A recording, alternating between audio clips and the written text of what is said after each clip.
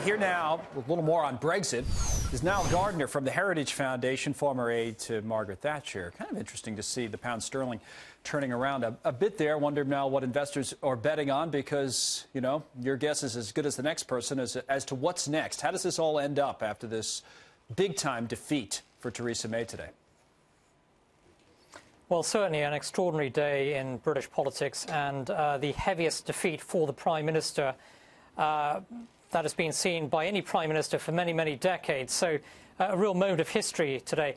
I think tomorrow we're going to see this no-confidence vote being pushed by the Labour Party defeated because the Labour Party doesn't have the votes really to bring down this government. So I think it's largely symbolic. And I think the Prime Minister now has a clear choice going forward. She could choose to resign and then spark a leadership contest within the Conservative Party with a new Conservative Prime Minister taking Britain into the Brexit era, or she could seek a further renegotiation with the European Union, which Downing Street is already telegraphing. The EU, I think, isn't interested in any further renegotiation on its exit deal. Or the other alternative for Theresa May is to push forward with a no-deal Brexit. Right.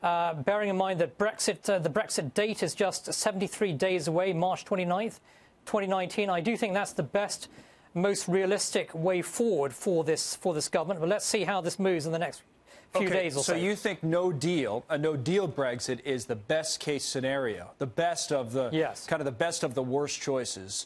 Why is that, as opposed to, say, a second referendum, which has come up, and at least from the data I looked at today, and the average of the polls in the UK actually has more support now than it did. The numbers I saw were 54-46 in favor of Remain if you were to vote again.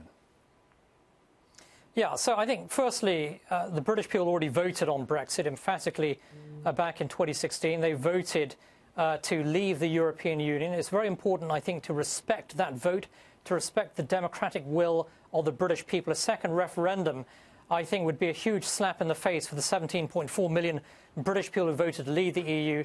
I think, secondly, there's no realistic prospect of a second referendum as long as you have a Conservative government in power. So Theresa May has flatly ruled out a second referendum. The only chance that you will see that is if this government is brought down tomorrow, and then if you have a Labour government emerging, they may hold a second referendum. It's not absolutely clear they would. If there was a second referendum, I think it would be extremely close, close fought.